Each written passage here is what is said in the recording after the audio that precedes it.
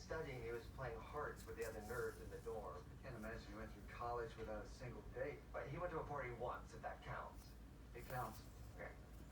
I know it wasn't in town, because he left before dinner.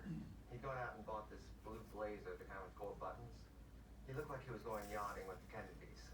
What did he say about this party? Oh, I was crashed out when he got back. Next morning, I found the jacket in trash, all ripped up. He wouldn't talk about it. And that was it for his social life? Pretty much. After that, the only time he left the room was for food or classes. He didn't come back for junior year. I think he went home to Pittsfield, stayed there. We don't know anything. We haven't seen Ned or Nora in over a year.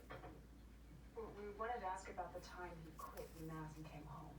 Well, he had this crazy idea that he was going to transfer to a fancy school, like Harvard. Even if he did get in, we couldn't afford it.